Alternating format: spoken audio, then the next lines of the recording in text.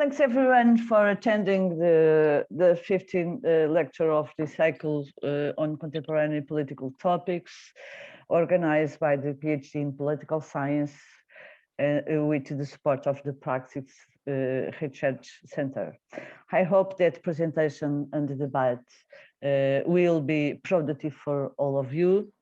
Well, today you will have the guest speaker, David Álvares, and as moderator, Saurav Chaliha, who is a student of the first year of our doctoral program. Thanks you both for accepting the invitation. And well, immediately I give the word to Saurav. Saurav, please present David. Yes.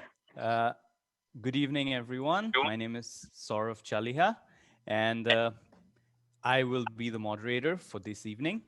And we start off first with the topic that is going to be discussed today, which is Cosmopolis, Global Justice, Cities, and Planetary Urbanism. And I would like to take this opportunity to introduce our speaker by just giving a brief introduction of the speaker. Professor David Álvares got his PhD in philosophy from the University of Santiago de Compostela in 2003, and he's currently Associate Professor of Moral and Political Philosophy at the University of Vigo. He has been visiting researcher at the universities of Johns Hopkins in Baltimore and Oxford. He has also been postdoctoral Fulbright Fellow and Associate Researcher at the University of Yale, where he is still a member of the Yale Global Justice Center. His work is focused on the area of political philosophy with a clear interest in linking theoretical conceptions and practical approaches. This interest is more evident in the cases of justification, evaluation, and reform of institutions, and on the attention to critical problems for cosmopolitan conceptions raised by different minorities like indigenous nations or the Roma people, and by the emerging structures like global cities or financial funds. His intellectual development has been marked by his work with some different but complementary figures like Anthony Pagden and his sensitivity to conceptual change in the languages of cosmopolitanism, Thomas Pogge in the study of global institutional justice and the problems of poverty, and Sayla Ben-Habib through her critical and political approach to cosmopolitanism and the legitimacy of international order. This multidimensional approach is one of the defining marks of his perspective on cosmopolitanism. Now, the speaker will have 45 to 50 minutes to present the topic, following which I will open the floor for question and answers. Before we proceed to the talk, I know that you all have received the abstract over email, but I would go through the abstract very quickly and then hand over the floor to the speaker.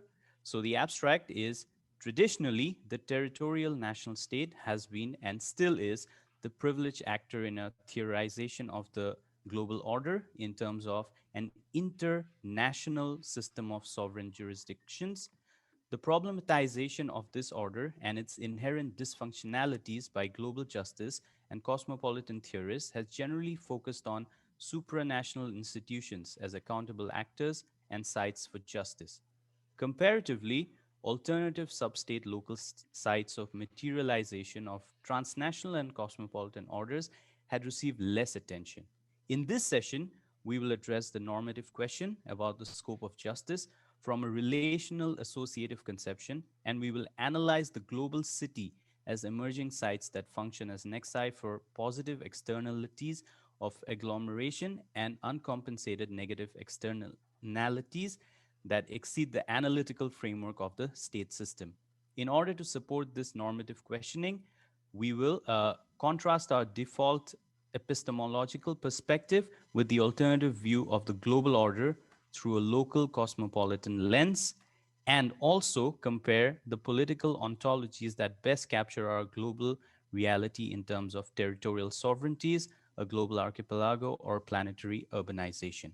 In particular, this talk will explore the politics of scale applied to the context of hyperdensity and hyperdiversity that characterizes our contemporary megalopolis as emerging political agents in the global stage and as privileged sites for the instantiation of a cosmopolitan normative order. For instance, for the dilution of differences between citizens and residents. Now, without further ado, I would like to hand over the floor to our speaker for this evening. Thank you very much, Saurav. Well, this is the abstract of the presentation. It's kind of abstract, they say, as a resume.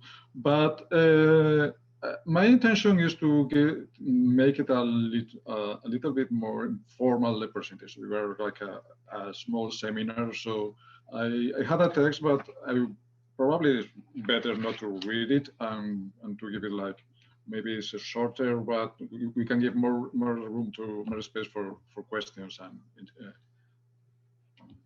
interrogations, right? So I would ask you exactly what is wrong with Pruitt Igo. Pruitt Igo is here, is what you can see in the picture. And what are the different? What do they have these pictures in common? Well, those are American cities. And they have very kind of astonishing similarities between these. There are two main similarities between these pictures, astonishing ones, right? This is Pruitt Igo, which was by the time the largest modernist housing project in the world. It's like 33 mega blocks designed from the scratch to house population after a political policy of slum clearance. This is in St. Louis, Missouri. This is Manhattan, New York. And what do they have in common? For instance, the Twin Towers, which you have here, that is the World Trade Center, the original building of the World Trade Center in New York. And this project, these twin sisters are sisters of these 33 blocks because they share the same father. The architect is the same, Minoru Yamasaki. You can see that some similarities that they have to do with modernist style in the sense that they're very neat and slim and very minimalistic in design, and with this separated so for ventilation and a lot of sunlight, and it's kind of an utopian new redesign of the old St. Louis neighborhood. So this is a realistic utopia as a new beginning for people in conditions of equality, some standardized apartments with elevators, with technology, with cutting edge. These are two prime real estate locations in the capital of the financial capital of the world. So is Wall Street, Lower Manhattan, New York, and here they are housing a different kind of tenants. They are housing financial capital, right? But statistically, you can see the paternity here of Yamasaki, right? It's the same modernist style, and it responds to the same vision, utopian vision for housing and for the urban fabric and for the future of a new way of dwelling in humanity, right? Unfortunately, they share more than that. We know the fate of the Twin Towers, but also we should know the fate of this modernist project. It was demolished. It was demolished in 1972. So it was very short-lived. It was a total disaster. And the day it was demolished, some cultural critics, architectural cultural critics say that this was the day that modern architecture died. So it was pretty dramatic if you go to the footage to see all this huge, like, new city going down.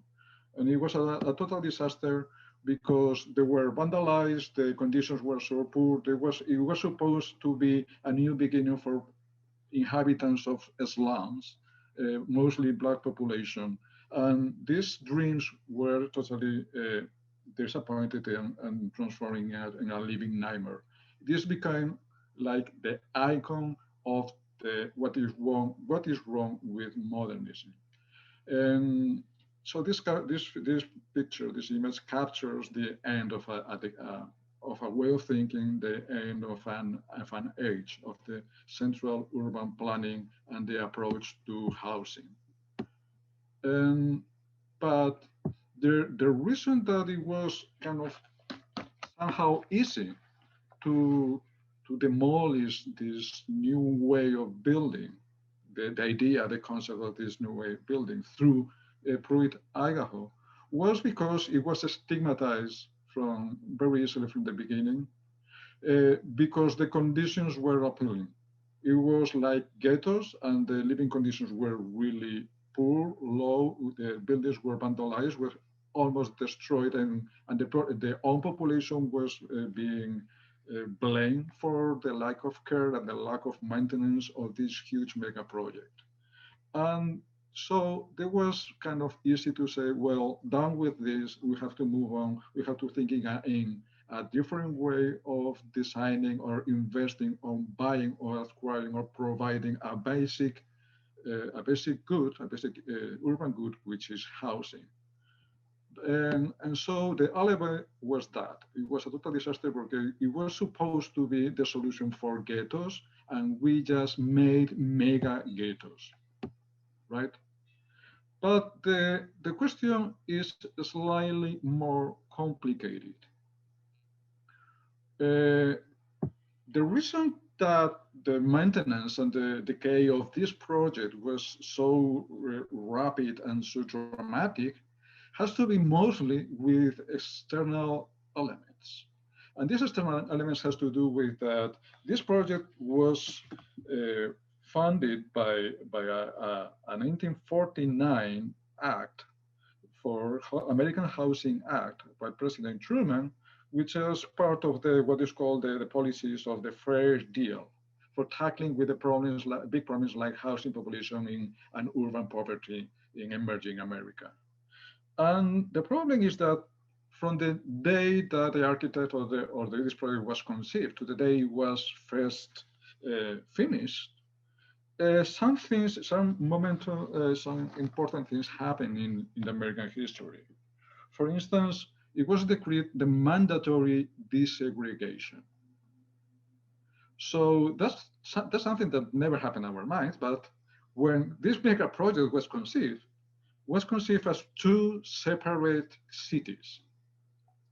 So that's the reason that it has this composite name, Pruitt, Idaho, because Pruitt was an American hero, was an official, a pilot in the World War, a black pilot in the army, and Idaho was I think a Republican politician, a white politician.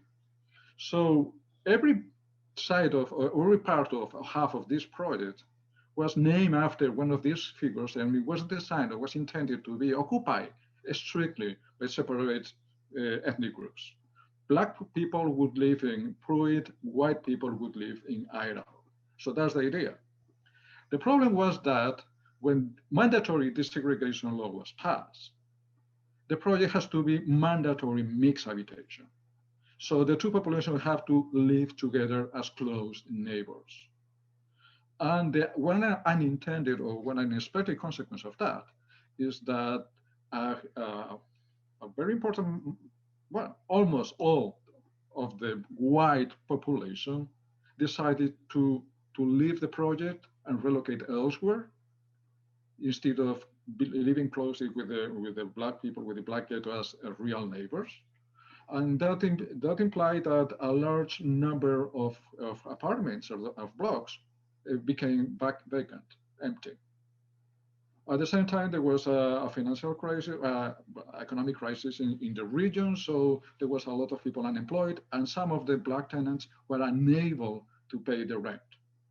So that means that the maintenance cost of these buildings, what they're supposed to be paid by the combined rents of tenants, white and black alike, was unable to meet the daily needs of basic requirements of maintenance. So there was under-maintained, so underfunded the whole project the whole time. And this has to do, sorry, can you hear? Sorry? Think someone was asking?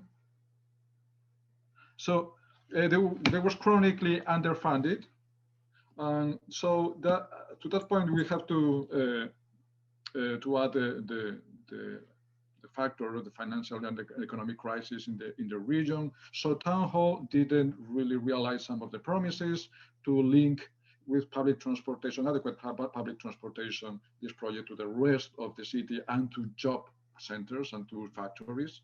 So that made it even more difficult for the people living there to find adequate jobs, good paying jobs or legal jobs that could meet the rent. So it also, as half of the projects being vacant and people being unemployed, it also attracts a lot of illicit and illegal activities. So at the same time, there was exacerbating the stigmatization of this project and the fears around that. And that also explains that this stigmatization has one basic root cause. And this basic root cause was precisely the mandatory desegregation between Black ghetto population and white suburban population. So this is a basic factor that is currently unexplained that very few people really realize on these root causes to understand one of the explanations, basic explanations, or the decay of the urban fabric in America and the modernist utopian dreams of equality in quality of life, and of course of publicly funded projects of housing or big projects of housing. The alternative was the traditional market for renting through mortgage. So you go to a bank, you present your documents, you ask for a loan, for a mortgage, and you try to pay back this mortgage and in the new location when you can become, you aspire, you dream to becoming a new owner, an inhabitant. But this dream, or this alternative dream of being an owner, what it's doing is financing and capitalizing on a basic good for human living. Traditionally, the language of human rights is the human rights to shelter, and shelter just means the basic function, the physical function of covering and protecting someone from the outside, the elements from the outside. Now the language has moved from shelter to the real thing, which is housing. And the market, the financial market for housing, what it's doing is capitalizing on a basic human good or a basic human right. And we know of this, especially in Portugal, because of the financial crisis. And what the financial crisis meant was a direct consequence of what we have seen here in Pruitt Idaho, is that at one moment in America, it became almost impossible to find an alternative to publicly funded projects in the housing market for a lot of people, for a specific part of the American population. And this was, for instance, the segregated people that live in ghettos. Why not? Because what you can see is very interesting, is a map of Philadelphia. And this map was a common and legal tool used by banks and real estate agencies that physically segregate and delimitate, like as independent countries with colors and with borders, areas of the city according to the perception of financial risk. So that means that if you are living in this area, even if you have a good position, you have a good background, you studied, you got your degree, and you have a stable job, but you come from this area, or mostly you belong to the ghetto, you are dark, or you are from an immigrant background, you are not allowed, you are not given the chance, so for instance, the mortgage, to a house in this area, for instance, or to this area. Why not? Well, first, because you are strictly classified according to your origin, so this is racial segregation. And second, even if you can prove that there is no risk, you have documents to prove that there is no risk in the mortgage, or there is as low risk as the white population living here, your neighbors. The fact of you moving from a black neighborhood to a white neighborhood would depreciate the value of the properties neighboring you.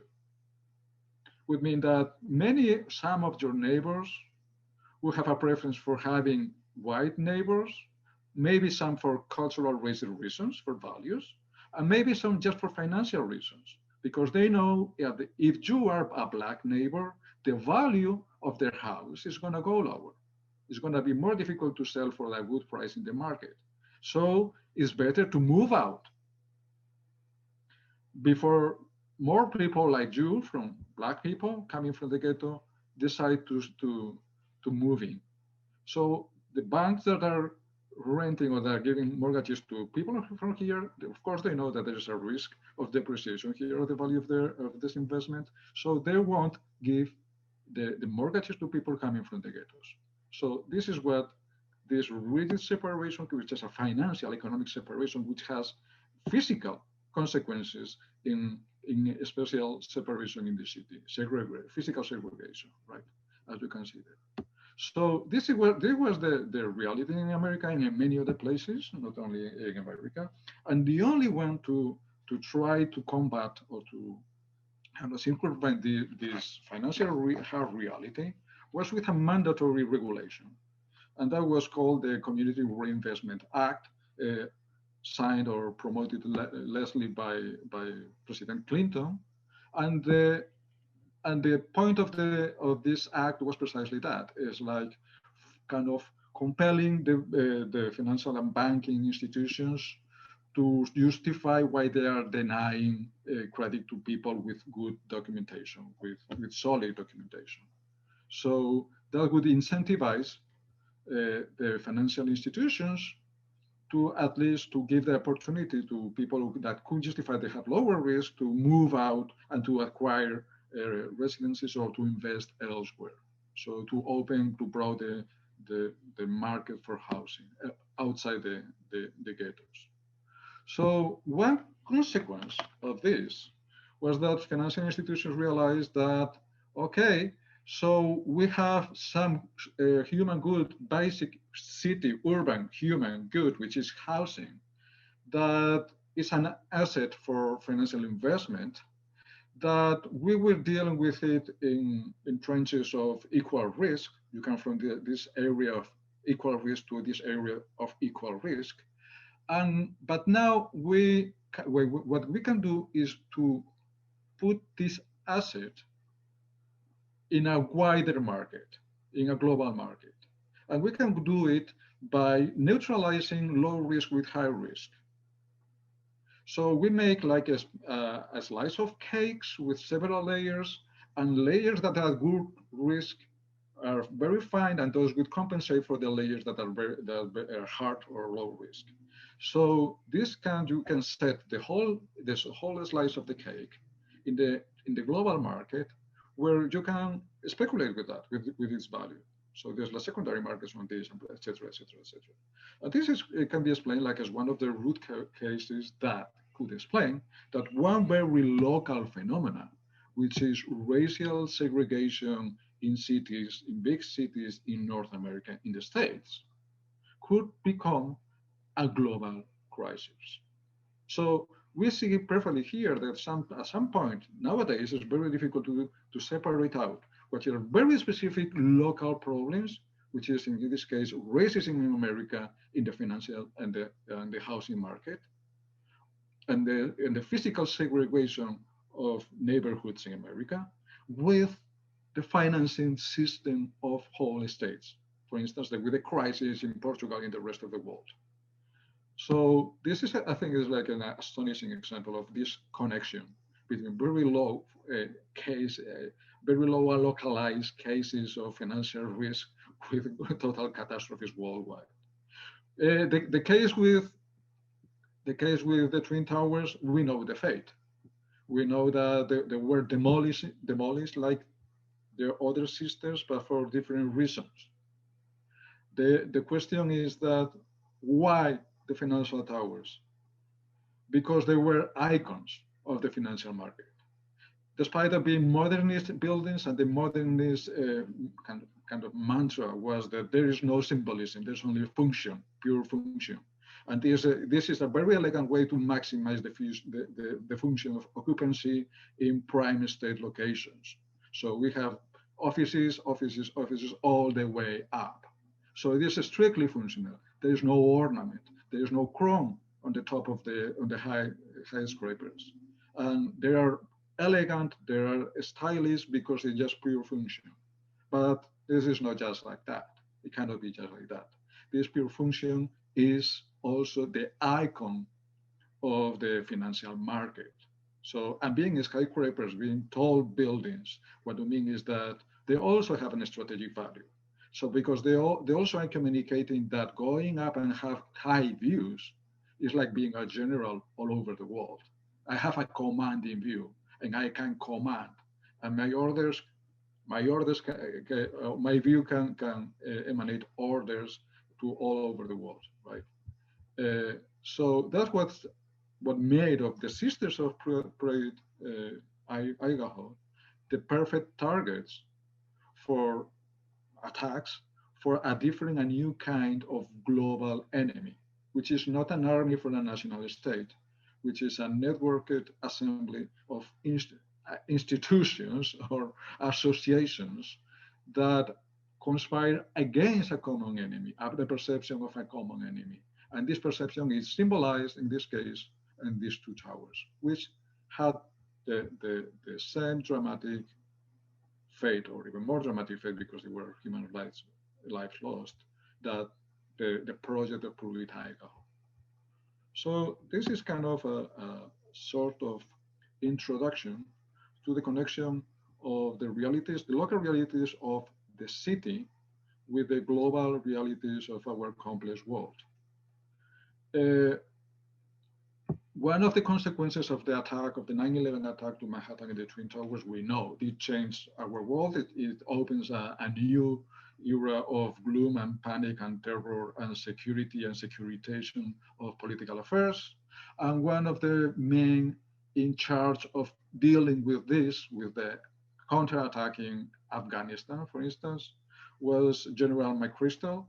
McChrystal famously published, or let be published in the New York Times, this PowerPoint slide, which tries to capture or represent the conflict in Afghanistan, the conflict on the ground. Obviously, he also said, if we can make sense of this slide, we will win the war. Obviously, it's impossible to make sense of this slide. It's so complex, it's so convoluted, it's so interrelated, it moves at a level of horizontal networking, and for us is no possibility of making sense of represent what is going on here in a single look. But this is the challenge we have. We have a different world, which is a complex world that no longer can be represented single items like a national states with very clear and delimited and even colorfully delimited borders and territories with areas. What we have now is layers and layers of networked entities interacting one with the other in a hyper complex environment. So this is our challenge, to make sense of this new world order. So this was like a introduction, or simply evocative introduction of the problem ahead. This is the order of the points I would like to discuss or to talk about. First, the complexity of this localized global order and how to conceptualize it. Then the challenge of finding a basic structure, which is like the Rosalian task, finding the basic structure and then the principles to regulate that basic structure. Then the scope of justice, the how we define the scope in the principles according to the scope of justice to regulate this structure. Then the relations between several structures, for instance, the state and the city, first in the roles and order, and then as national and international.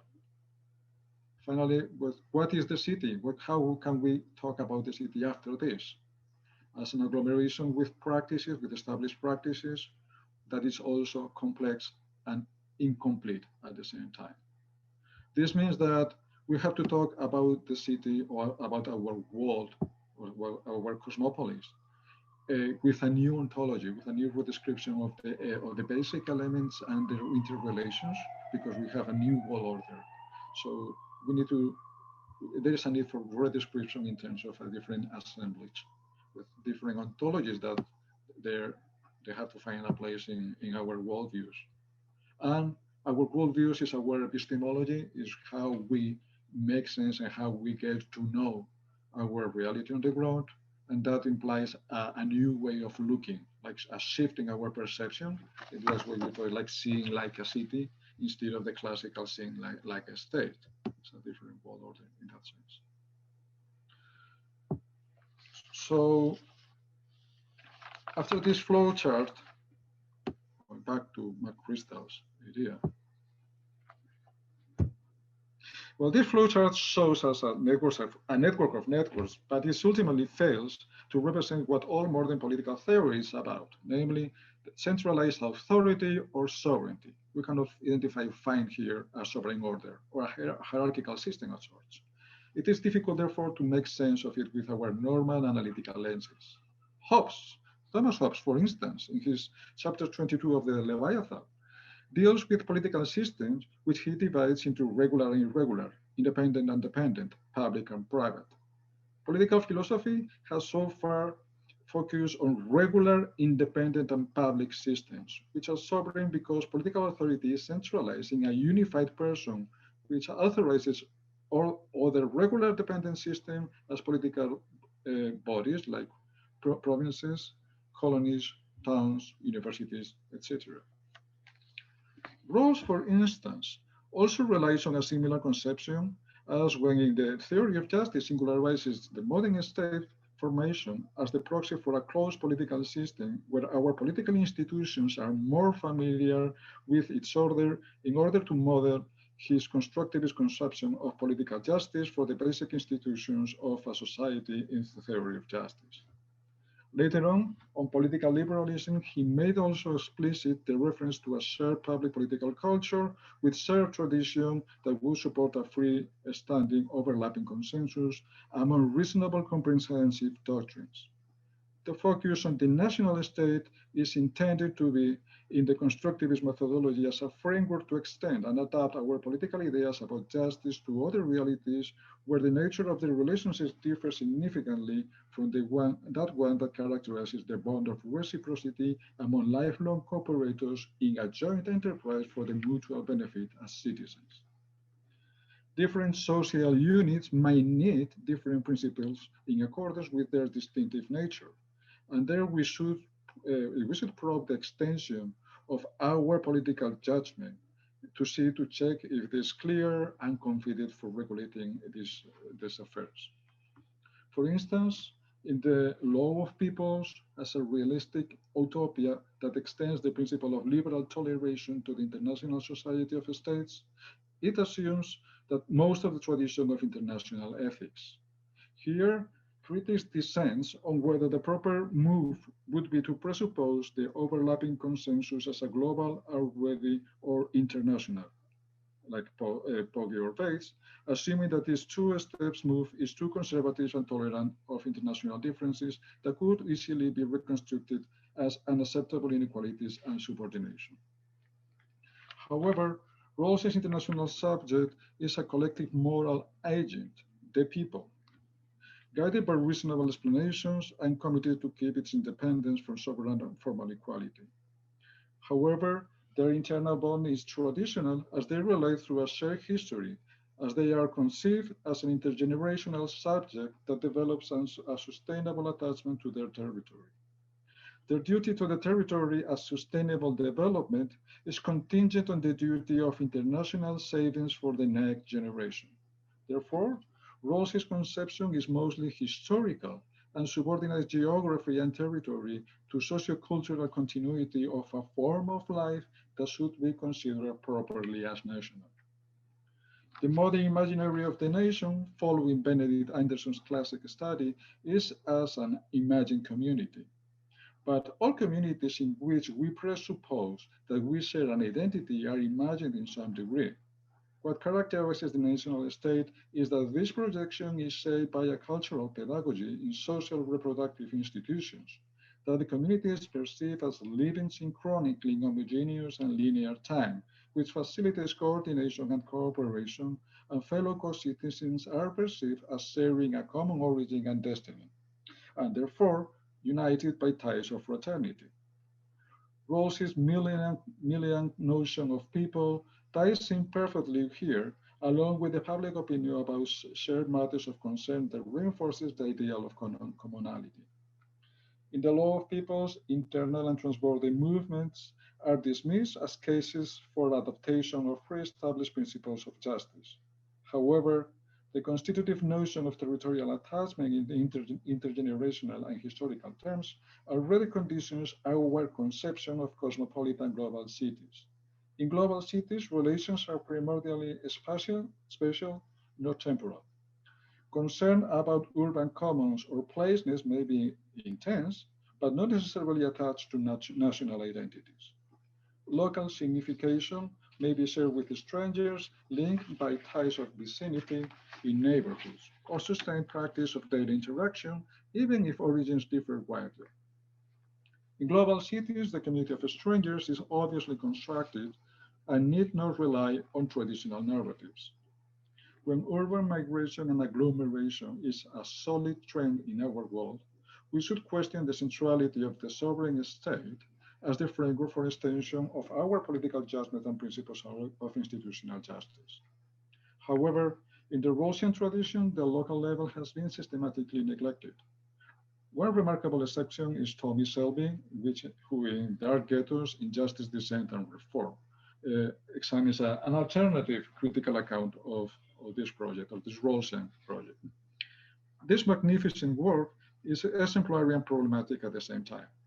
This work defends a political ethics of the oppressed in conditions of structural injustice that define the Black ghetto. Selby's aim is to make sense of the agency of the ghetto dwellers, respecting the internal rationality of their choices without excusing all actions as expressions of an overwhelming structure of systemic disadvantage in a number of social spheres. This line of work is groundbreaking as normative analysis and as an understanding of the social ethos of defiance. However, what is problematic is the absence of the city level on the whole book. What is contrasted is the conditions of the ghetto with the legitimacy of the basic structure of the state, taken as a whole. The ghetto is described as an isolated city, a regular dependent system in Hobbesian terms, that bypasses the neighboring areas from which it is spatially segregated. It is a direct confrontation with the state, although cases of localized urban poverty, like in Detroit, for instance, cannot be explained without resort to global factors of dislocation of production, for instance. So this takes us to question the scope of justice and the principles applied to that. So therefore, going back to the question of the scope of justice, we should consider the candidate principles to determine the corresponding subject of application. From a cosmopolitan point of view, individual moral agents are the ultimate unit of concern. They have intrinsic moral value, and any other superindividual association derives its value from the value that individuals derive from it. Moral agents have reasons to care about their interests, and legitimate institutional orders should be compatible with the maximum respect of this condition. Therefore, we can consider alternative states of affairs depending on the goal of an institutional arrangement among parties. So we can think on the scope of justice, or how and to that extent apply principles of projections of justice and to relations, taking into account, for instance, the goals of the association, of their relations. Would be merely coexistence, just coordination, like try not to undermine each other's goals. Cooperation, what it means like working cooperatively in joint enterprises for a common good, or just assistance, which is as unilateral help or beneficence. At the same time, the legitimacy of one order, one political order, could be conceived of as hypothetical consent, which we think that rationally all subjects should consent to this, or just to actual consent, for instance, like explicit contract or democratic explicit legitimacy. And the kind of principles that we can apply, for instance, to the global order or to supranational order, could be just all affected interests, when everybody that has been affected or relevantly affected in some issue should be accorded a voice or a stake in deciding how to deal with that or how to determine the principal policy regulating that sphere of affairs. Or all subjective principle, when we take in consideration all those people that are coerced by the same institutional order imposed on them, even if they are not official members of this institutional order. Or the all members principle, which is the more familiar for us, which takes into account all those people that officially belong to the institution. For instance, for a state could be like citizens that are official members of the state. Residents are not official members of the state that can have like a shady membership in the state. Immigrants are not members at all. Or non-resident immigrants are not members at all. And accordingly, we can also think on these principles as relational or non-relational. Non-relational are those unconditional application like humanitarian assistance, and relational depends on the intensity of the interactions between the parties. Practice-based are those that apply spheres, delimited spheres of interaction for the regulation of the production of common goods and goals. And this habitual interaction is what we call a practice, established practice. So for each established practice, we can decide what the proper principles that should regulate our practice. For instance, we have practices that are supranational. So even if they don't belong to a state, they can be regulated or can discuss with the fair principles of justice regulation, for instance, international commerce as a practice. And associational principles depend on the degree and the nature of the ties, the bonds, and the interaction between the parties and the members linked in this interaction. So when we have practice-based principles, when the kind of practices or the number of practices are regular, dense, and habitual, and are linked to the same kind of people, we can think the association as an overlap, a coherent overlapping of different practices. And so we can think, for instance, that the republic is a kind of association, and as a kind of association, this should be regulated by principles that respect the nature of this kind of association. And I would differentiate between communitarian and associational principles, because communitarian, what it refers to basically is cultural values and the primacy of the good, like a shared project, like a common ethical life project for a community, for a population that shares this kind of basic beliefs or worldview, and the primacy of this view of the good over the right, the claims that are based on justice, on rights, and demands that I can pose on the rest of the community. So this is a more individualistic, a pluralistic view of justice and the relations and other principles. So communitarian would be like a different kind of associational entity. What we have to, after this, what we have to discern is what kind of principles would apply, for instance, to a city. Usually to the members of a state is regulated by all members principle, with all of them as citizens share the same status, egalitarian status, for instance, in a Republican model.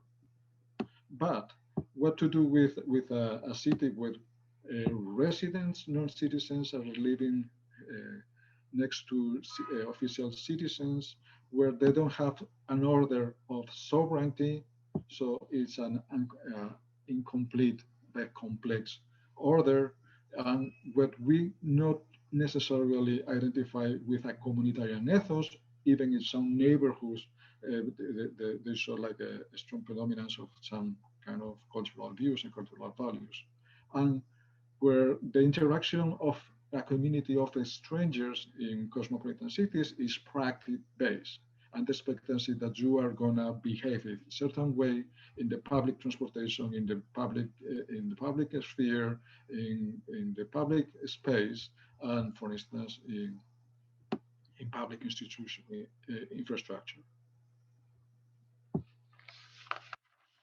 So contemporary political philosophy has dealt mostly with entitlement to equal political participation and egalitarian redistribution, and consequently with identifying the basic structure of social institutions that would support these claims.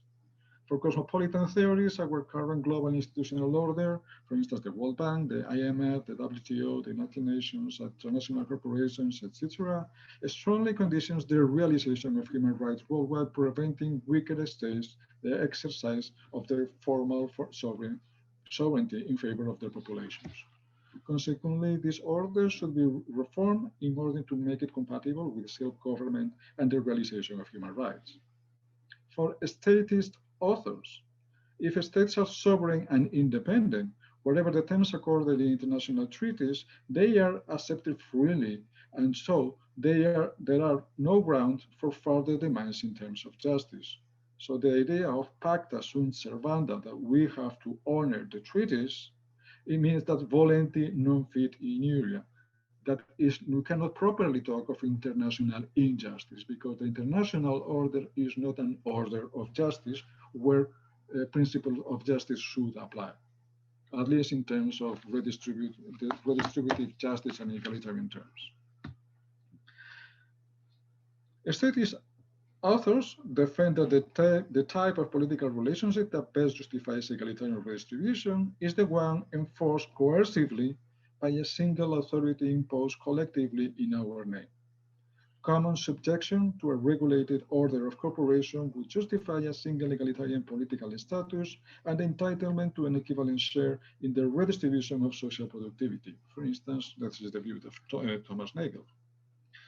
This common order of coercive subjection also cements legitimate expectations of reciprocity among citizens, like, for instance, San Giovanni, and presupposes an hypothetical consent of the terms of cooperation, so to make the reciprocal constraint of our individual autonomy reasonably acceptable, like, for instance, Michael Blake. Common entitlements of citizenship define an egalitarian political status of membership in a closed sovereign entity.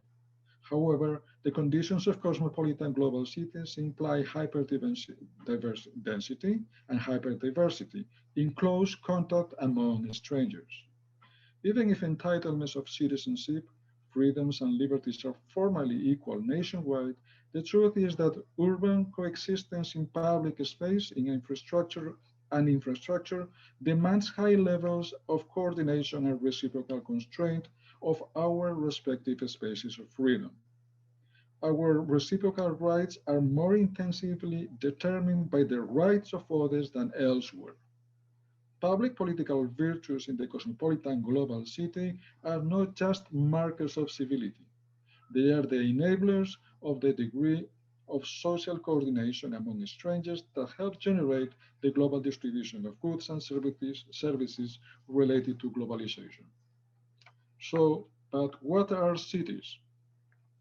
For the purposes of this lecture, I'm going to stick to a definition of cities as processes of agglomeration organized around three main practices. First, sharing, practices of sharing and institutions of sharing, dense local interlinkages with local production systems and service provision with the hinterland, with a connection between urban center, sharing, and coordinating market relations with the hinterland elsewhere. Second, a practice of matching. In this case, the practice of matching the abilities and the competencies of different and skills of different people. For instance, pairing people with jobs. And third, the practice of learning. This means that cities and urban centers are sites for assimilating informal information flows. We know we can know what is going on and we can exchange information with strangers about other places. So basically, processes of agglomeration are around these three main kind of practices. The practice of sharing, like market exchange, the practice of matching is creating background for skills and jobs, and the practice of sharing, which is the network of information flows that happens in cosmopolitan cities. Of course, these practices are embedded in a series of distributed institutions, especially located and networked through urban infrastructures. And this agglomeration of actors can also function as infrastructure for other agents. For instance, people can be infrastructure for other people. This is, of course, a very vague definition of city because it aims to capture a great variety of manifestations, keeping a good enough family resemblance. For instance, no mention is made of the practice of self-governance as a defining trait of a city, although the politics of the polis is inseparable from the shape of the urban. What I want to study is the role that some of these physically embodied practices connected and distributed in the urban fabric may have into shaping the political ethos of the polis in a very particular way. Additionally, in Hobbesian terms, they are regular and dependent public political bodies. They are by definition subordinated to a higher political authority, so they exercise degrees of self-government as delegated and decentralized competencies. This particularly is what mostly differentiates our idealized notion of the Greek polis and our urban reality. Polis were city-states, and direct participation in public matters was ultimately decisive. By contrast, our global cities are host to major actors and institutions. They are shaped by these powers, but cities themselves have limited capacities to impose their own terms. They have very little real political power.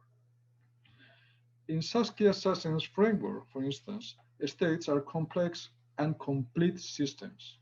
And so it makes sense to have them in mind as the most complete and integrated institutional networks in the shaping and determining of the life and conditions of their populations. This is because there are systems that are structurally and hierarchically organized as sovereign, right, with a top authority. In contrast, cities are complex but incomplete systems, and paradoxically, Sassen finds in this comparative weakness the key of the historical resilience of the cities when we compare them to the political entities that used to dominate them, states, empires, and other types of political organizations. Their strong point rests in the capacity to adapt, to be in constant flux, to articulate new networks, to reinvent themselves, to deploy new layers of infrastructure, or to incorporate neighboring areas and populations. Global cities differ from world cities in that the latter are usually associated to a historical legacy of centrality of political power. Those are the former capitals of empires and world powers that derive their position mostly from the executive government of the state. In contrast, global cities don't need to have that pedigree, and many are quite recent creations. In fact, global cities derive their conditions to processes of denationalization through the incarnation of transnational actors and institutions in the local space. These very same actors and institutions are themselves the creation of the states in order to facilitate new avenues of development through treaties and international coordination mechanisms. In Sassen's view, local and global, the state and globalization do not stand in polar opposition. The state is not just a passive victim of unhinged global forces that empty out its capacities to control domestic policy. Globalization is mostly a process designed by states. The relation of the states and the global city is therefore one of co-evolution, as both entities change and get transformed in new directions through reciprocal adaptation to emerging demands.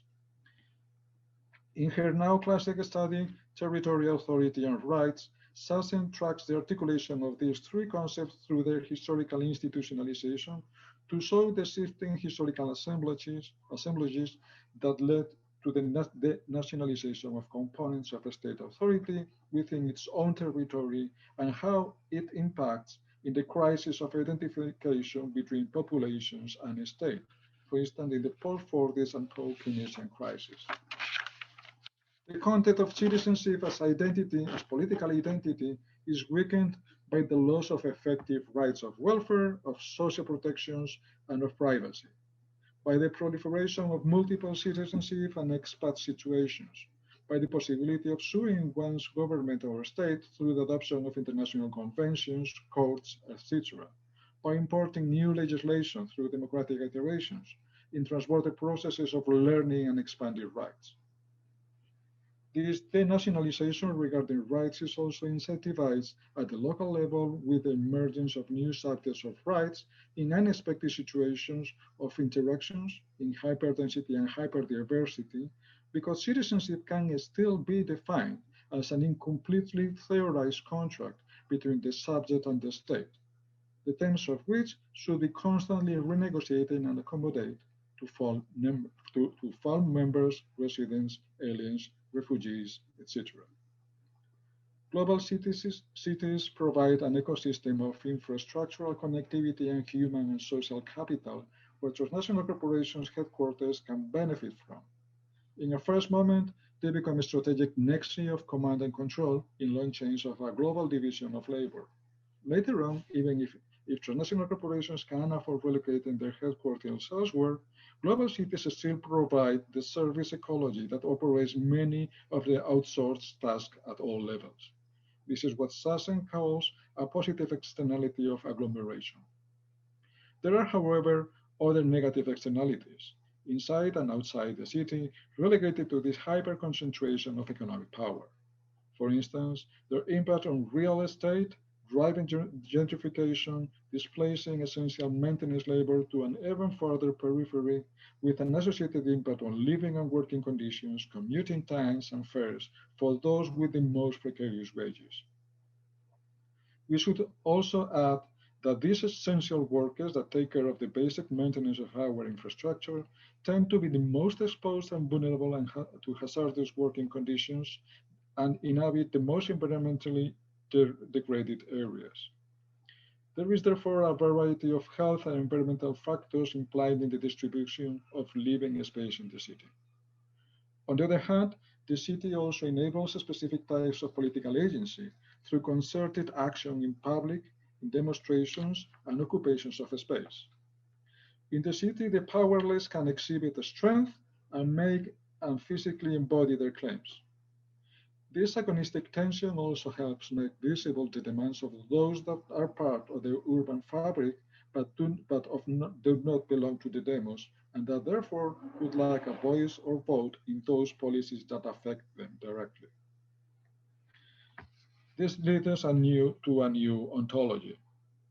An assemblage of networks, global cities, as an assemblage of networks, global cities cannot be conceived in isolation, but only embedded in networks with other cities.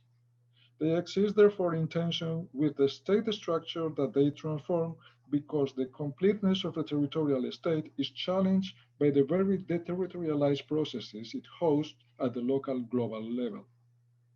A political philosophy that abstracts from this embeddedness that affects and determines the actual living conditions of a significant number of the global population risks becoming formalistic and sterile. Even more in the regions where the nation-state is dysfunctional and inoperative, and where the economy and the daily life depends on the negotiations at the local level, the sustained practices and the reputational capital of those engaged actors. In a non-ideal level, the political ontology of the state as a hierarchical, complex, and complete system cannot capture the real conditions of the majority world. As an assemblage of overlapping networks, the city is constituted through networks of and infrastructural incorporations that transcends our representations. It is indissolubly linked to the processes of expulsions designed and implemented thanks to the international organization hosted in her headquarters in global cities. These development plans and structural adjustments, even conceived in national development terms, generate the migration flows through dispossession, expulsion, and incorporation, like an applet of slums, that transform the global city as a magnet and attractor of opportunity. The global city then also carries an ideological component when it is represented disconnected from the conditions of planetary urbanism. When we abstract for these conditions and these relations of injustice and the expulsions that make the city functioning, which it depends. This process can be represented in a relational flat ontology, for instance, the one advocated by the legislator Manuel de Landa, that tracks the networks in which different actors and actants interact and build alliances with different degrees of stability. This ontology provides a more accurate account of what really is going on the ground, because it incorporates non-human actors, animal actors, and material actants at the same level as human actors. Humans have lost our privileged position as also has our taking for granted the distinction between the society and nature, because we have never been modern, like Latour says. Here, ideal in turn with the environment, for instance, the distinction with environment between built and otherwise, but without a privileged focus around which it is supposed to turn. This detached, non-anthropocentric redescription allows registering entities according to their capacity to act and transform other entities and connections, and therefore to enter into alliances and assemblages.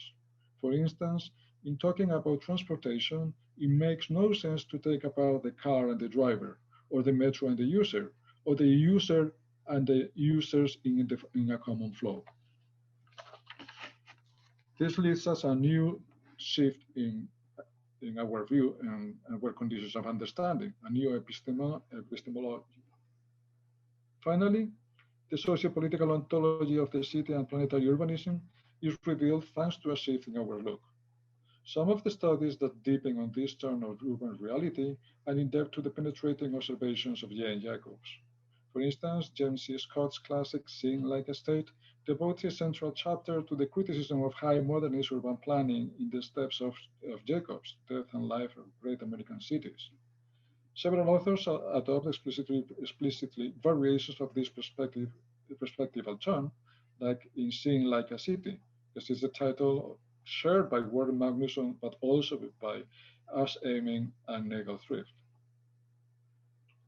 They all coincide implicitly with Jacobs in denouncing the problems and bias of abstraction, of bird-eye perspective, the assimilation of visual order with social order, and the preference for predictable, iterative, and the contextualized models.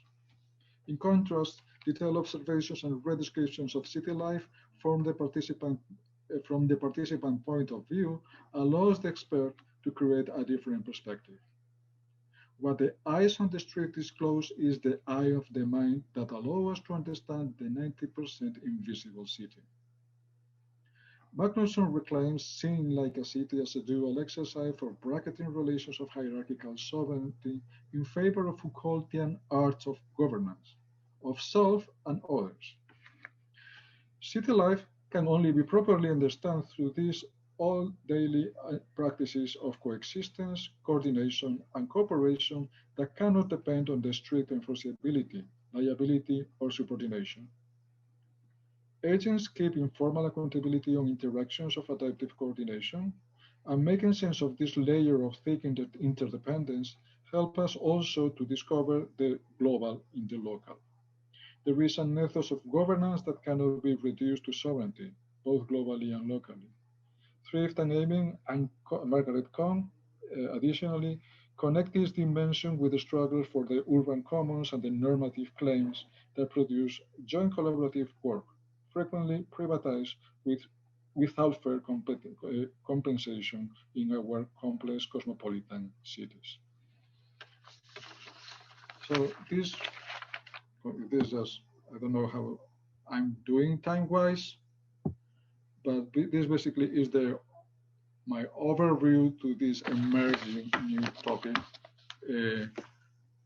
not necessarily or not sufficiently theorized or problematizing from the perspective of political philosophy. So with this I end, and I'm happy, super happy to ask your questions or comments or observations. Thank you very much, Professor. That was a very interesting and enriching talk. And now I would like to open the floor for any comments, questions, queries that you might have. So if you have a question, please feel free to ask. And let me see if anyone has a question. Who has the first question for this evening? Anyone? I have one. If no one wants to open that, I have a question for the moderator. Okay, yes. Yes, please. May I go? Yes, yes, please. Okay, no, it's like a kind of a privilege having someone from India, because actually, well, India is like the world's largest democracy. Right. It's supposed to be a state, Right. a modernist state, because it was like commissioned by Nehru, and Chandigarh was built by Le Corbusier himself, right? Yes. Yes. So it's kind of the icon of the modernist new post-colonial state. At the same time, it is a federated state. It's highly complex inside. It's multicultural. It's multilingual. Well, it's a living mess, a nightmare probably. But you cannot see that from a bird's eye perspective, from the official designation as an state. Right. At the same time, it's one of the many of the oldest cities in the world. So it's a kind of living urban tradition in that sense. Right. And some of the most modern new cities in the world too. So that is my question. How is the perception of the coexistence between these two orders? For instance, between Bangalore or the new developments of what is like Saskia Sassen's example, that build new cities that are built as new projects by the state themselves, that become global cities. For instance, technology hubs or financial hubs or innovation hubs that are designed by the state, but they outgrow the capacities of the state of control. Right. So that's very interesting, because this is part of the project, of the problem of this talk. How do you approach a city like Bangalore, or cities like that, or New Delhi, or the New Delhi, no? Right. And how do you, for instance, apply common principles of justice? Would you say that the degree of coordination and coexistence of justice, of relational justice they have, the neighborhoods at the slums in Bangalore are like higher or denser than the ones they have Bangalore with the hinterland, for instance? Right. There are like separate countries in the same state. Absolutely. I think you, yes, your concluding remark about different countries within a state or within a city at times is a very accurate depiction, I would say, because to use your example about Bangalore, and Bangalore is a IT hub, and it's a city that, as you said, it's been built. It's built like a global city, but you know, while you were talking about your research, I was thinking along similar lines, because and I was trying to think, how do these ideas of justice apply? When we look at Indian cities, for example. Now, if we talk about just using Bangalore as an example, What has happened is we have a global city that's being built, that is being projected to the outside world as this IT hub with all the new technology, sophistication. But I think there's very little focus or very little being written outside where people actually know of what has happened to the people who lived in those areas, which have now been modernized. And what has happened in most of the major Indian cities that have tried to become international hubs is that we have moved people away, the financially disadvantaged, sometimes on the basis of caste, sometimes on the basis of religion, and we have put them in the outskirts, and we've tried to make this is not even planned housing or anything. They have instead what has happened is slums have shifted. So when you look at a new city, you feel that it has developed. You see that 20 years ago there was a slum here. Today there is no slum. Today it's being replaced by modern buildings. But that is not the reality. What has happened is that the slum has shifted from there to a different area as they are trying to expand further. And so that is what is happening in the Indian context. We had the Commonwealth Games about 10 years ago in Delhi, and there was a lot of international focus on the city, and there were so many billboards with the athletes promoting different parts of Delhi, but very few news channels actually went behind those billboards to see that there were slums behind that, and nobody knew about that. People, that is not what was being projected. But if you take your camera and go just behind the billboard, you're going to see there are slums. Probably the billboards were placed there to cover the yes, slums. that's right. Yes, that's correct. Yes, that is correct. So that would be my response from an Indian context. So your presentation has actually made me think more deeply about this. It's so thank you for that. Yes. Yeah, well, at the same time, Bangalore is a city, so the difference is that it's like a state within a state, but because the difference between that Sachin was pointed out, it's an incomplete system. So one can't, it doesn't have sovereignty, so it has no final authority, but it's incomplete in the sense that it's linked transnationally. Right. That it opens and the connections and the networks go beyond the state. So what we have there is that some people are really working for transnational corporations, are being paid in transnational wages, so like international level, in a place where the living conditions of the rest of the neighborhoods are basically at the subsistence level of a slum living conditions. Yes. So what we can see there is challenging our criteria of justice, because what is just is that if I'm an expat worker, my work should be valued at transnational levels at the same level of my co-workers elsewhere. But at the same time, as being dislocated in a global city, the disparity with the local living conditions is appealing, and it's insulting really the living reality. And at the same time, if we try to compensate the neighboring slum inhabitants, at the same time they are privileged compared to some other people in the hinterland. So we lack this homogeneity of the basic conditions of citizenship, on the one hand, which is the modern idea, because it's being fragmented from the inside of the state. In this case, it's being denationalized.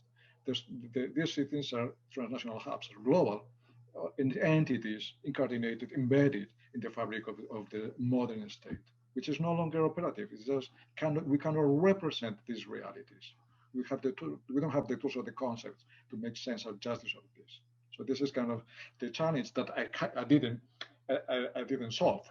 Of course, I just paint the big picture in broad strokes, but of course it's kind of beyond defining our conceptual tools and frameworks. So thank you, thank you very much for. You're welcome. Simple. Which is not that different from what is happening in Portugal, for instance. Okay. We can say that Portugal has how do you call it, like a strategic challenge, national strategic challenge emergency, that which is like the same in España. We call it España vacía, because there's the okay. empty hinterland, where people Oh. is migrating to the cities, mostly in the coast, the big cities in the shoreline, and the rest of the country, like Acovilla, for instance, and Beira Interior, remains with very old and demanding, socially demanding population, but underfunded and that is so true. When I had visited Covilla, we went to a place. Please correct me if I'm wrong. I think it's called Fundao. Is it Fundao? Fundao, yes. And yeah, it was. And that is what I observed there as well. Yes, that's right. Yes, so okay. Yes, that makes sense. Okay, that's one probably thing is like right. other very Portuguese universities like Trás Montes, right? Yes. There are projects that are in the middle of nowhere on top of mountains. It makes no sense at all. Yes. Who the hell put a university here? We have the University of Vigo is the University of Vigo. The architecture is astonishing because we have international architects and they put a lot of money in that in the campus. The campus is in the top of the mountains and it's 10 kilometers away of the city. It's only 10 kilometers away of the city. And we're thinking of relocating the faculties because it's way too far away from the city. Imagine how the hell Portugal has two campuses 1,000 meters high. On top, the highest probably campus in Europe. That makes no sense at all. Well, it makes sense in the sense that it's an investment for local development. So try to make the conditions for avoiding the youth and the people to going elsewhere. Right. And it's sometimes even attracting people there, right? Being a magnet. But this is a kind of acupuncture, they call it interventions, to try to counterbalance the general trend. The general trend is the half of Portugal is empty, or more than half of Portugal is empty. So what are the living conditions compared to the people working in the big cities in Lisbon, that is a global city. Porto qualifies also a global city too. And even now with Brexit, there a lot of corporations are relocating, because Portugal's second home, right, are relocating to these cities that are selling themselves, branding themselves, not as Portuguese cities, but as global cosmopolitan cities in Europe. So you can remain in the European Union by relocating Porto and Lisbon. So these are creating the same problem in Portugal as well. How do you compare the living conditions and the redistribution conditions when the cost of life are going skyrocketing in these locations, for instance, in Lisbon and Porto, right? Because they are becoming international and because the flow of tourists and international workers is unstoppable. And the economy, local economy, is like becoming speculative because it's depending on that.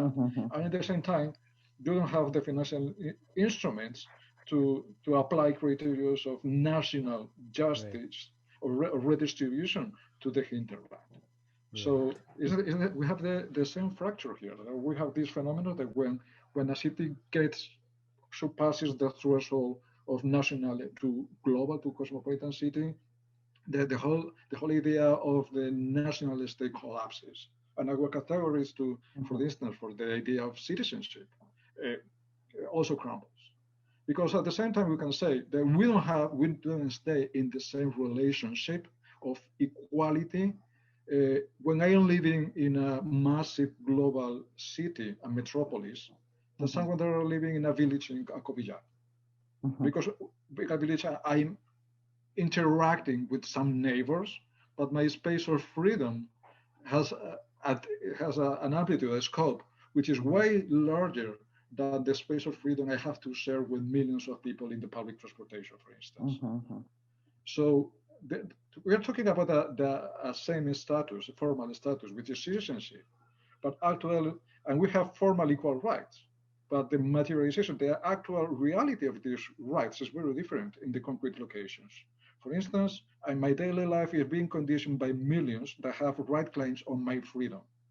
So I have to constrain my freedom just to coordinate with millions of people just to go my daily life. So that sets aside a different world inside the formal definition of equal citizenship.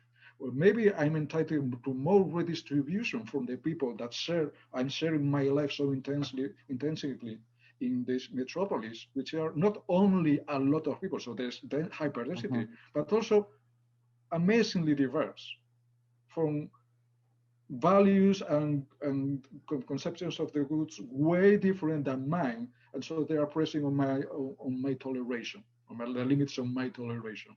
So maybe if I living in those conditions, my claims for redistribution to the goods that are created in these circumstances are stronger than the rest of the country, because we don't share exactly, we share an equal formal citizenship, but the degree of our interdependence is way different.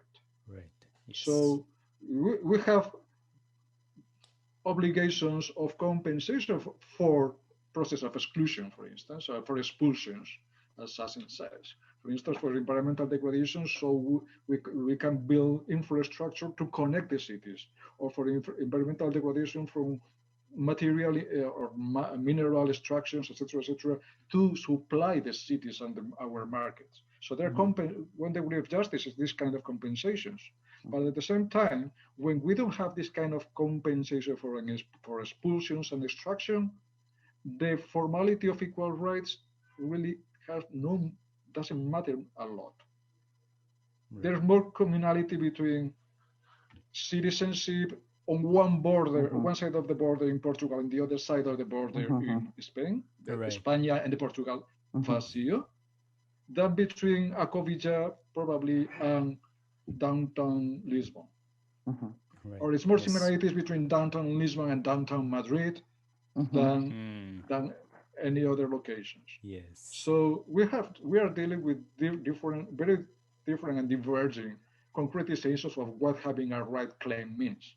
Maybe if there's some kind of global goods that are being created with the people that I'm sharing intensively my efforts and my life in conditions of interdependency, maybe they entitle a different degree of right claims and compensations in terms of salary and living conditions that maybe they don't apply elsewhere in the hinterland. But some people that are affected by expulsions in the hinterland, they have a claim for compensation that maybe doesn't apply in other places on the hinterland. So this is a kind of the different layers that exhibit that the formal category of equal citizenship, of as an egalitarian status, is being challenged because the state cannot be conceived as a formal, in terms of formal equality anymore. It's just an empty abstraction. Because the idea of the idea of India, the very idea of India as the world's largest democracy, what does it mean really on the ground in each and every state, in every election? Yeah. So that's what the other tension I wanted to reflect on, that we are operating in sometimes the vice of political theory is operating in ideal conditions. We have these Bavarian ideal types of states, for instance. But when we go to the practice, that is more like the exception than the norm. Yes. States, most of the states we know of are non-functional states. Yes. What is really functional, where you can tax and collect revenue, probably is in the big cities, the capital and two or more. Yes. In the rest of the internet, the state have no ability to collect taxes. No. Very few people are really enfranchised or participate actively in elections. So call it the largest election democracy in the world. When we see the local conditions of participation or corruption and you cannot account or monitor them properly, it's kind of, it's an idealization. That's kind of this formalistic modern language becomes like very dangerous. Right. Because we are projecting the exception as the norm, and we don't have the conceptual tools to really capture what is going on the ground. What's going on the ground is that the actual working political entities are mostly big cities, and big cities that rely not even in the capacity of coercive authority, of impose the law, because that's impossible. They're relying on informal practices and ethos. And this culture of coexistence and cooperation is really what is working in some hundreds of big cities around the world. The rest is the hinterland, which is a different space, but pretending that they share the same conceptual space as part of the same state is just doing no justice at all to the reality on the world. It's like a perversion of the conceptualization. So this is one of the other side of this project. That, well, it's a critical project. We are operating with fictions, with idealized fictions, and we are neglecting that the reality of the world is the normal thing is that a state is just formal.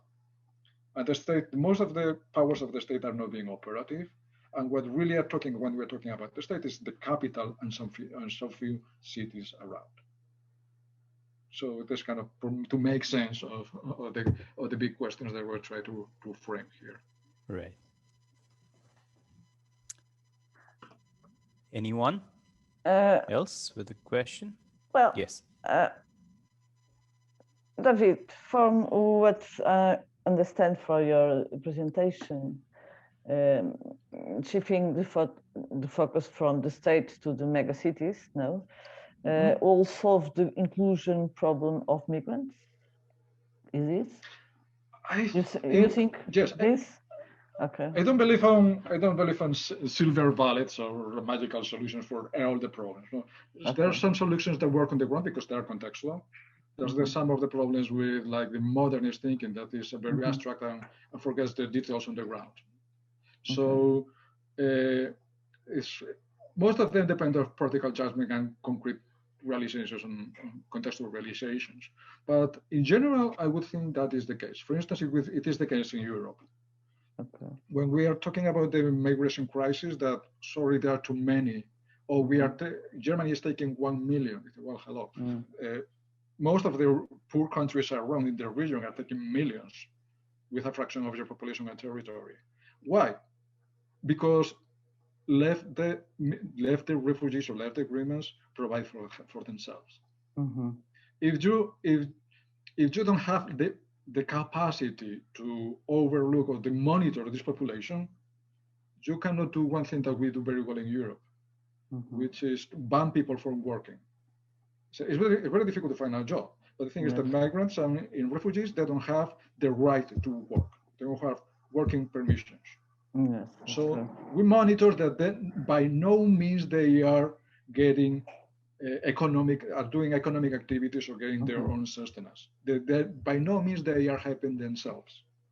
So all the problem is being framed as they are a huge burden on us, because all going to be dependent on handouts, on social welfare, on funding, etc., etc., etc. Like they are a net burden. In other weaker and poorer countries, they cannot prevent them from working or from helping themselves, which means that they can create their own networks and they find ways to, in the informal economy, to find some ways of subsistence. So that's why it is possible that there are millions of refugees around in poorer countries, and they don't trigger the reactions that we are having in Europe. Because first, there's the cultural racism, but at the same time, they find a way to integrate themselves and to create different networks. And that is also possible because we are thinking, we turn we shift the view. They are trying to think like a city, which is a complex and incomplete system. So cities grow, and they incorporate neighboring areas, and incorporate encampments, and incorporate new providers, and incorporate new slums. But that's not what happens with we are thinking on with the state. The states don't grow. The states are closed systems, and are hierarchical, and organized, and are sovereign. So when you build an external body into your sovereign system, you have to be secure that it's subject to sovereign authority, and you have total control of them because it's an external body. You're being contaminated. So it's a different imaginary that also is distorting our possibility of solution to the problems, to many problems.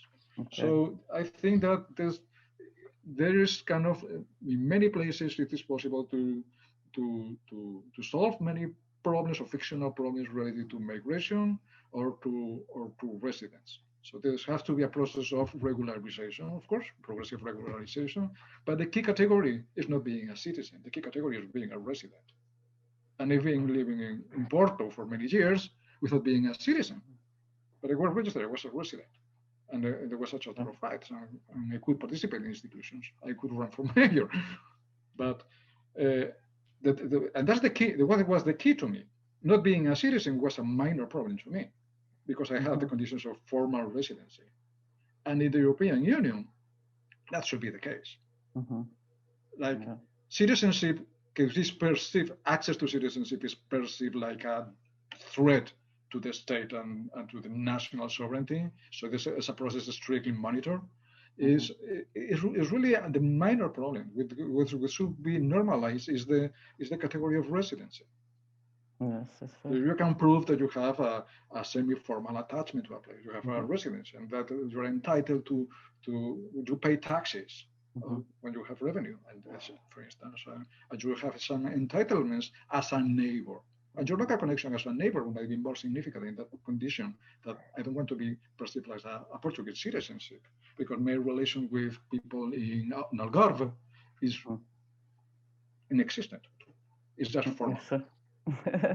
My local connections with the neighborhood in Porto, they're really important to me, and still are. I have local attachments in that sense.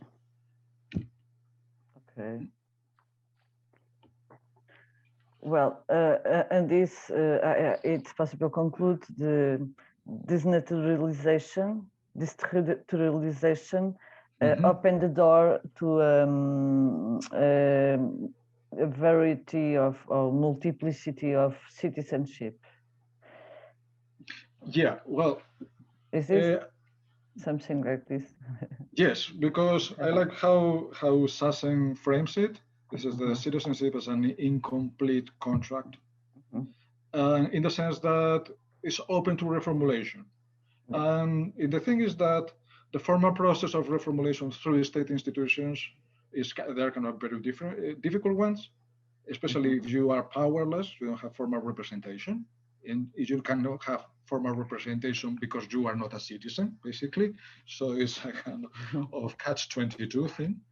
But the question is you can exercise powers of influence or express your voice physically in the public sphere, in the local at the local level, because with assembling, with gathering, with exercising the right to demonstration, you are making your point, and you're making the point. Also, you can build alliances with other collectives, and so this helps to pressure the redefinition or the renegotiation of new forms of rights, or rights of citizenship too.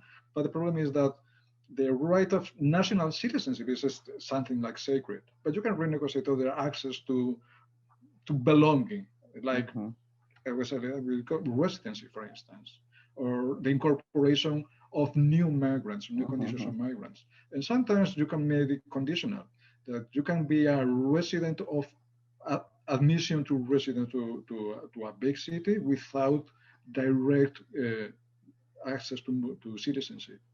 This is in some contexts makes sense that the cities could determine migration policy from a state. That Lisbon can set like a limit. We can host X number of migrants, and we can issue some temporary visas for these migrants. That not necessarily are visas for citizenship in Portugal, but that are localized in Lisbon and localized in Porto, because we can absorb this population. There's no problem for us. And there is not a threat for our cultural cohesion, because we are multicultural cities, because we are cosmopolitan, because in Porto half of the people speak English. Sorry, that is true. I tried to speak Portuguese and everybody was speaking me back in English or in Spanish, because it's a different country in that sense. Like, probably doesn't happen in Covilla. If I try to speak in Portuguese, they would ask me, replying to me in Portuguese, and so my Portuguese would improve. That's impossible in Lisbon. It's impossible in Porto, because it's a different country in that sense, and they can accommodate population with different demands than the rest of the country. So they make sense. They can issue their bulk of visas, temporary visas under these conditions, because maybe they are hiring people and they need some people that meet these conditions, or because they can accommodate refugees, for instance. Yes. Well, so yes, I agree. It's not magic. It doesn't work everywhere in every city, because every city is different. That's one of the characteristics. But it's true. It's also true with, for instance, Vigo and Porto, which is amazingly close, and they are living back to back, basically, right? Because our mayor doesn't want to be absorbed by Porto. This is like a threat.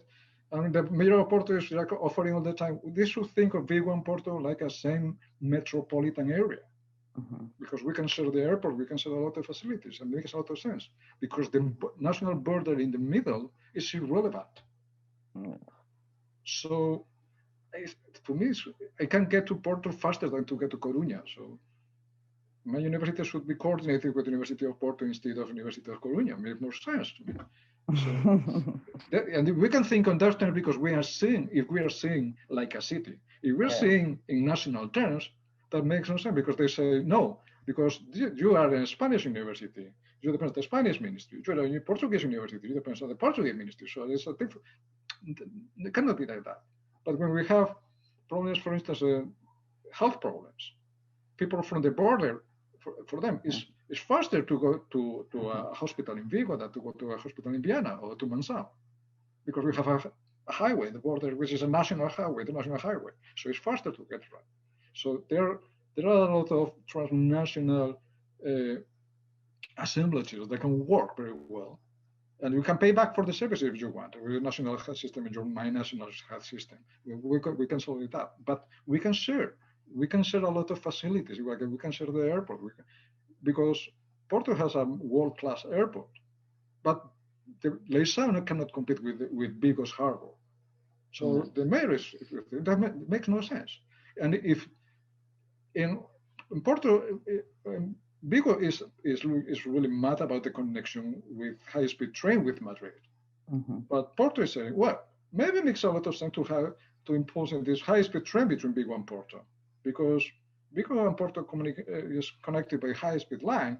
Is basically the same city or the same metropolitan area, and that makes perfect sense. Why we have to invest millions and millions of euros in connecting to Madrid when we have Porto nearby, and it makes more sense if we see like a city. If we forget about the national borders, if we forget about this kind of centralistic mindset that we still have, right? So yes, those are like two examples that very good new kinds of belonging, flexible belonging, are facilitated by this framework.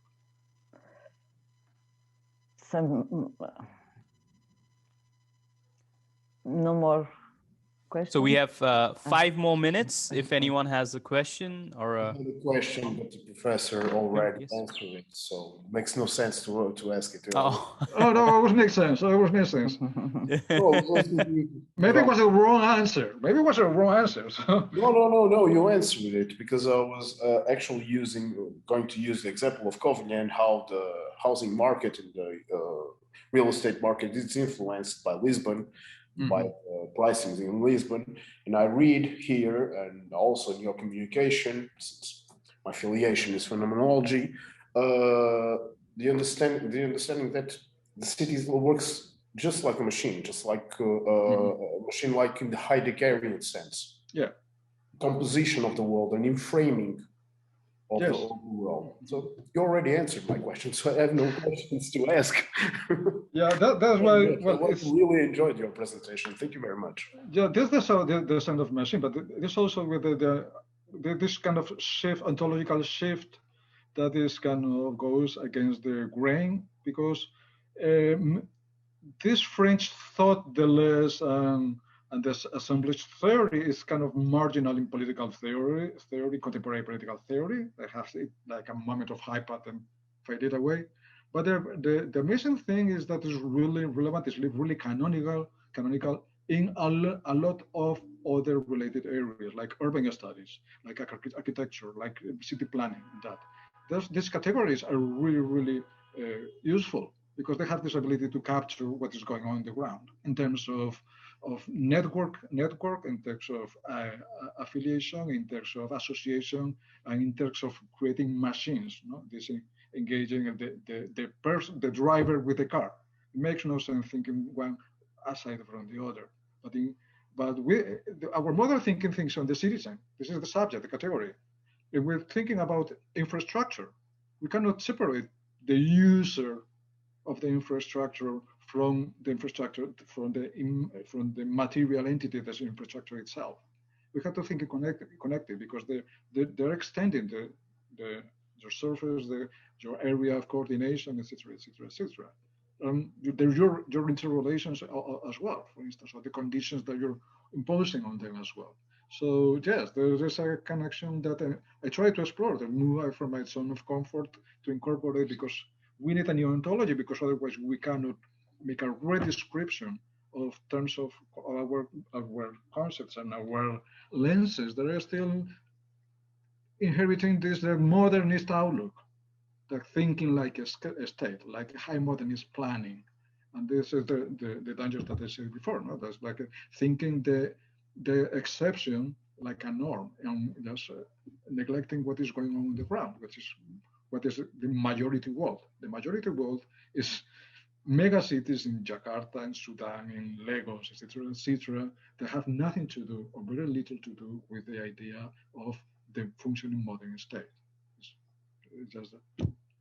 Yeah, so yes, that's absolutely right. Ivo, you have a question, Ivo? No, I really enjoyed the presentation, but it's not some field which I feel totally comfortable about. So I will not make great comments about it, but I felt it was very interesting. Thank you. You're absolutely allowed to dive in, because it's not my field of basic research. I'm just exploring on it too.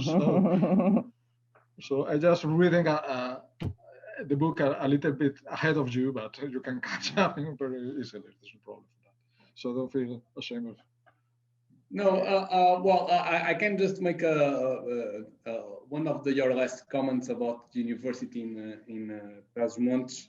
I have been engaged in a higher education system since I was a student representative or a student union president. And some thoughts that I have been building up is how much sense it makes from now on, after this new era of education and of digital education and so on, still having so much investment on higher education institutions just for the development of the regions. On Monday, I have been participating in a debate, strategic debate of one party which I belong to. And in the debate was a debate of experts of higher education with previous members of the government, the previous Secretary of State, and previous ministers, and so on. And they are very much thinking on the base of the 90s, I believe. Maybe this is some kind of new revolutionary agenda that I have because I'm a little bit younger than them. I don't know, just being a little provocative. But I was very provocative on the idea of how much it makes sense to keep on having so many public universities of higher education institutions, just with under the concept of the development of the interior and in the not countries of the countryside regions. And I have very much serious doubts of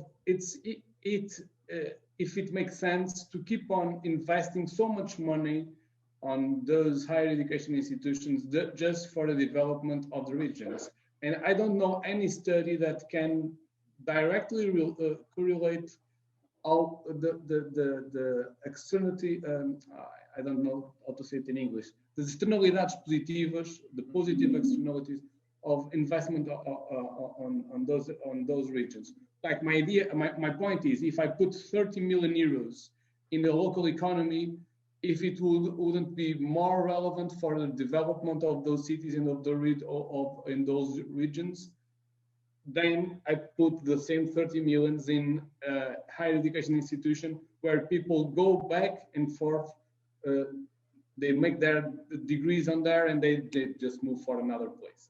The other question that is related with this is, okay, I can accept that we install a higher education institution in a countryside, But why not we just make a pole or another centrality, but related with a higher education, institution with a greater dimension. For instance, one great higher education institution of north of Portugal, or of north of Peninsula Iberica, for instance, gaining in a research center in critical development and so on and so on. So this is something that I've been thinking about. If it makes sense to keep on investing and splitting public resources to make the development of the countryside based on higher education institutions. And I didn't know, or I don't know any study that can prove to me that this idea is wrong, especially in the moment in the future that this kind of education and what will come, we are not thinking about that in higher education as we should do, or at least we are not thinking about that in Portugal, at least. But this is just ideas, provocative ideas, I guess. Just right on point, because the problem is that we don't have studies, we don't have a lot of literature, because of the COVID phenomena was what revolutionized everything.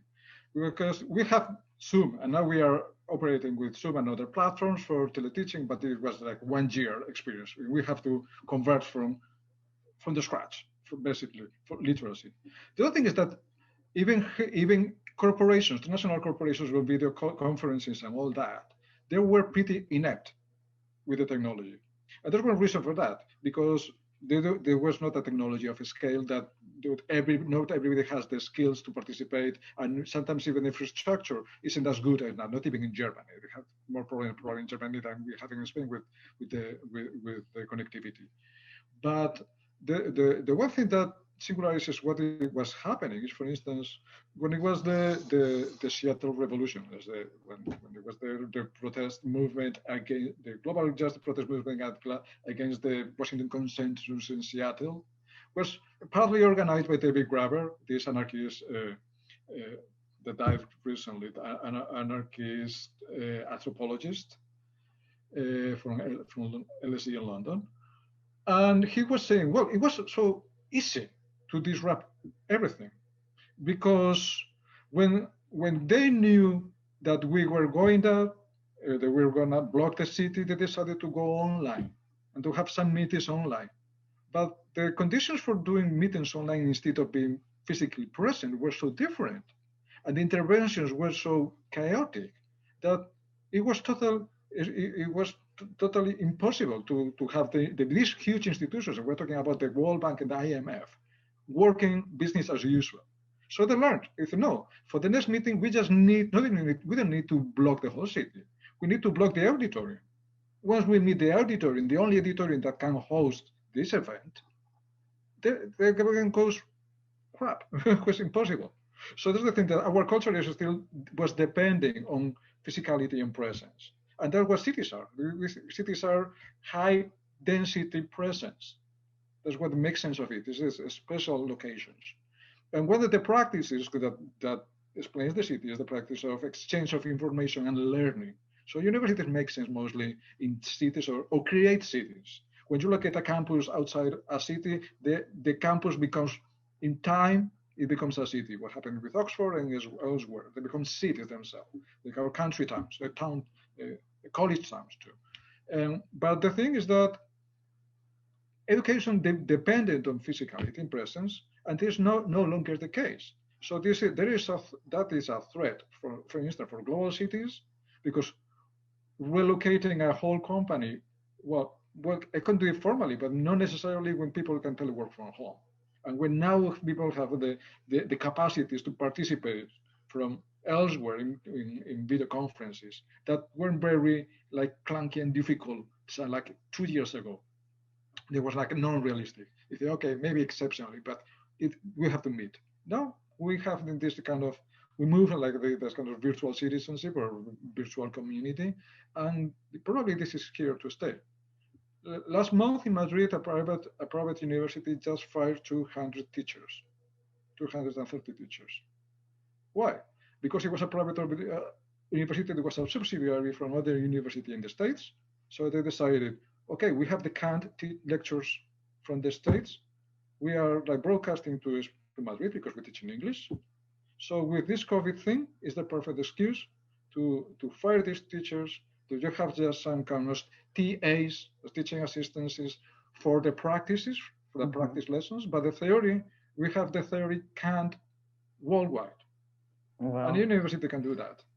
And Yeah, if that's there is my a point. revolution against that, this can be the trend. terrible. Yes. There's some reluctances of recording lectures online because, well, I know there's not the case in Avia Interior, but some other institutions can claim property right on the lectures of their paid teachers, and they can stay forever. So they can present, especially if they are theory, because you can hire someone to for exams and for practices, etc., etc. But you can fire because you can outsource most of the theory content.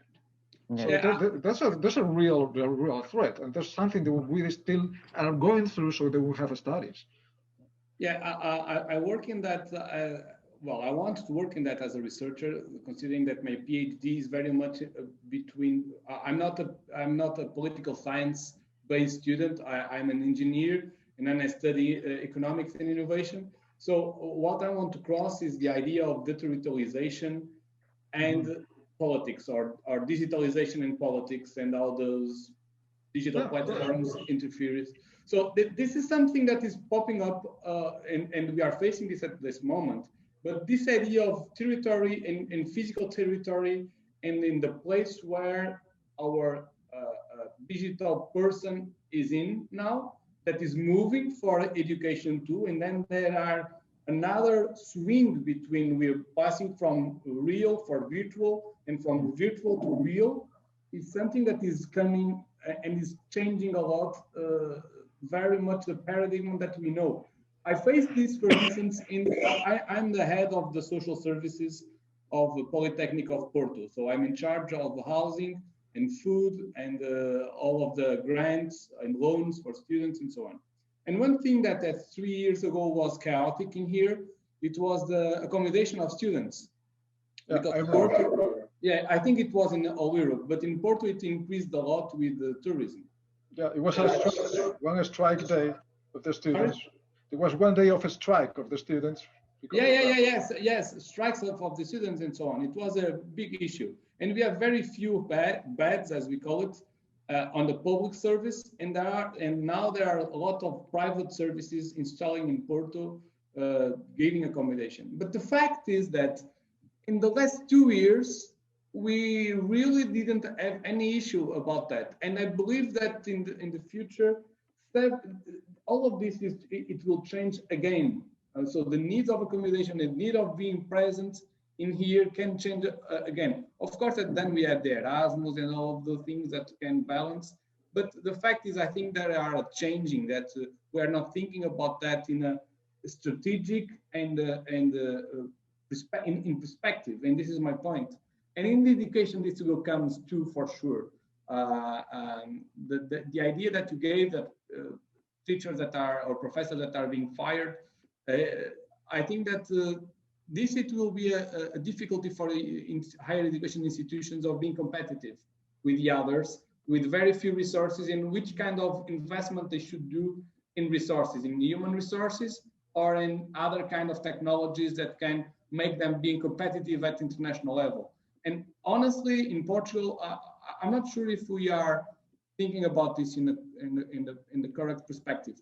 Just to finish, I must say that I work in Porto and I live in Porto, and I work several hours per day, as mostly of you for sure, but I work 10 or 11 hours per day. And if it was not this chance of being present in Zoom, like we are in this conference now, I would never be able to make my PhD or study my PhD as I'm doing with the Professor Maria João in UBI and the people in Aveiro, and have colleagues like Saurav that used to be in India, and that are very enlightening in the discussions. So I think that this is really something that is changing, but it came to last. And somehow, I think this is good. Because for me personally, it has been an amazing experience to be able to attend to this discussions, debates in classes at a distance, and I don't feel any difference than, I think personally that is even better, but this is my personal perspective. Yeah, but add much more to that. I think that we are thinking these problems as we walk, literally. Yeah, absolutely. Yeah, absolutely. Yeah, but there is the new side of this is that we're creating like a digital cities, new digital cities. How big are and digital cities and so on. And also we are creating new expulsions, because we take for granted that everybody has the same degree of connectivity, for instance. Yeah. And I have many students that come from the rural side and they cannot get the lectures online because there's new degree of expulsion. They cannot move to the city because before they could move to the city, but now we have that our university is very generous, and some of them they gave it a better router. But the router is good for nothing because they have reception. So they cannot even open the email. So yes, there's new citizenship, new inclusions in that sense because we are outside, but there are new exclusions too at the same time. So yeah, we're shifting the borders and the membership of inclusion all the time because we're thinking like cities. Absolutely. Well, it's possible in the next year the class is online, but the meetings in Saturday for everybody come to university. I don't know. It's possible. For you have opportunities and well, I cannot because I have a national border. I cannot come, of course. Well, I think it's I closed the